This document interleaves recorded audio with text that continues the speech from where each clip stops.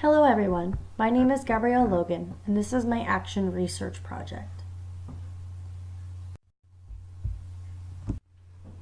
My big idea for this project is the effect of applying daily multiplication practice on fluency and student attitude. Here is my abstract for this research project. The purpose of this study is to determine the effects of applying daily multiplication practice on fluency and student attitude. My 5th grade inclusion classroom will participate in this study. A pre-test and post-test will be given during this study to show fluency of multiplication facts along with a student survey to determine attitude of multiplication fact fluency. I believe that giving a daily practice with multiplication facts will help improve students' fluency with their multiplication facts.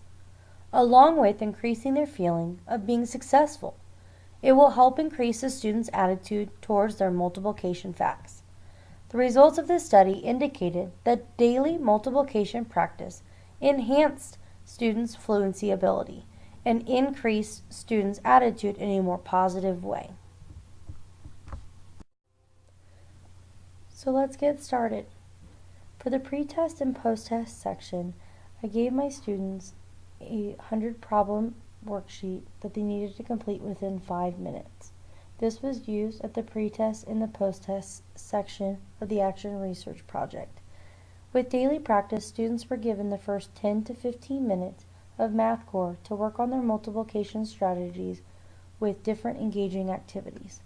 The survey tool was to determine how the students felt about multiplication strategies, skills, and their math ability. With the research design types, I used the single measurement research design for the survey, while I used the pre-test and post-test group design type for the testing portion.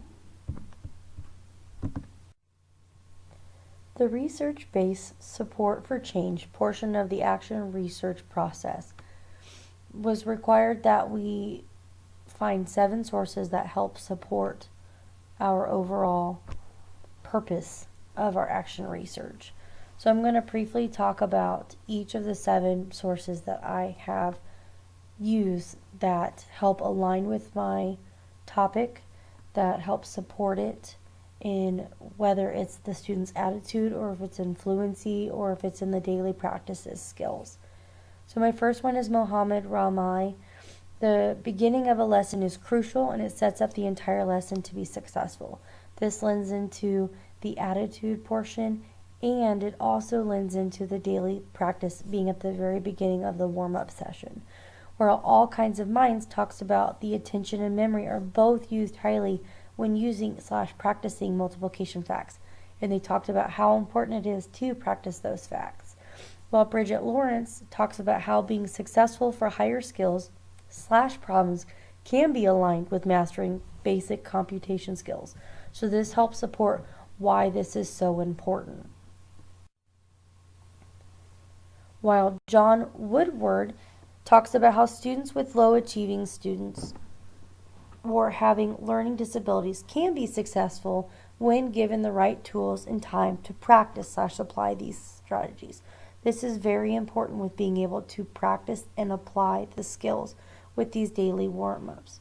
While Joe Bowler, using facts regularly will help develop the understanding behind it. While Linda Gojak talks about how building fluency should involve more than speed and accuracy. It must reach beyond procedures and computation. It's more of becoming a habit and being able to know it, not just memorizing it and just being quick at it. It's about knowing them and being confident in them.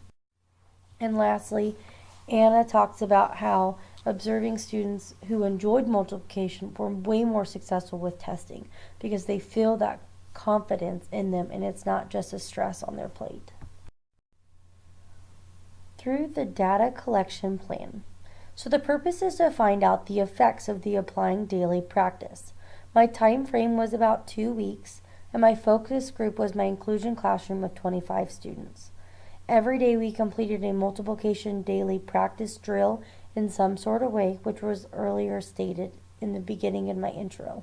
We took a pre-test and a post-test, and we also included a survey through the data collection process.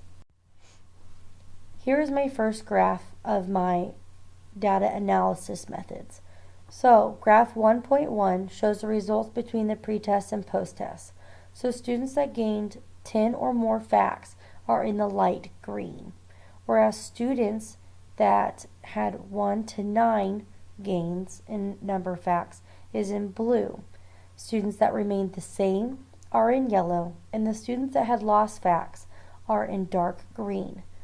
This plays a good contribute that this was somewhat successful in the 2 weeks duration, because if you look at the 3 numbers or the 3 colors, it shows that these 3 sections are greater than the loss of facts.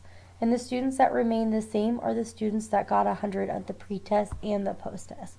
So it wasn't just they stayed the same at a lower score. While my second graph somewhat shocked me, I had 18 students that told me that knowing your facts is very important, while 6 said that it was somewhat important. But none of my students said that it was not important. However, when it came to practicing your facts, only 12 thought that it was very important. 10 thought somewhat important, and 3 students thought it was not important. This was completely shocking how these both didn't align and how they were 2 separate ideas and 2 separate types of numbers. For my third graph, it talks about the student attitude effect on growth. In blue it says practice is important and they made positive gains, where the orange is practice is somewhat important and made gains. Gray is practice is somewhat important and negative gains, and the yellow practice is not important and negative gains.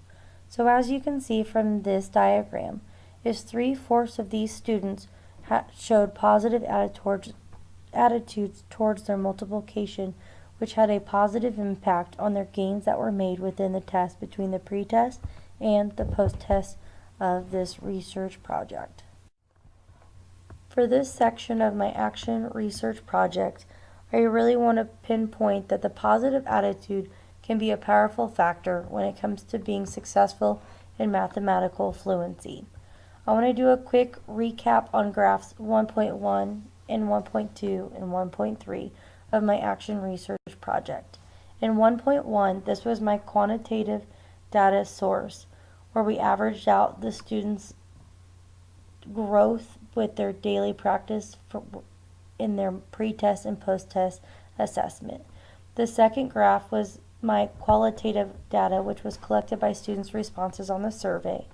And lastly, was my comparison between the students' attitudes and their gains, whether they were positive or negative. So my conclusion of this project agrees with my abstract, where it says the overall development of this project will show the effects of daily multiplication practice on fluency and student attitude. We showed an increase in both areas. When the students got better with their multiplication fluency, we saw a growth in their positive attitude. And we also saw more of a growth in their multiplication fluency whenever they had more of a positive attitude. Overall, I saw many successes with some of my more difficult students, which was such a good reminder to continue to push through past the 2 weeks. To wrap up my action research project, I would like to share this information with my teammates and cross-level teams within my building to show that the impact of students' attitudes does play a role in their multiplication fluency, and how can we make our students feel stronger in these areas. While I also want to share this with my students and show them that their attitudes do play a role, and show them that they are capable of doing anything that they set their minds to with a positive attitude, whether it's in math or even outside of math or in the real world.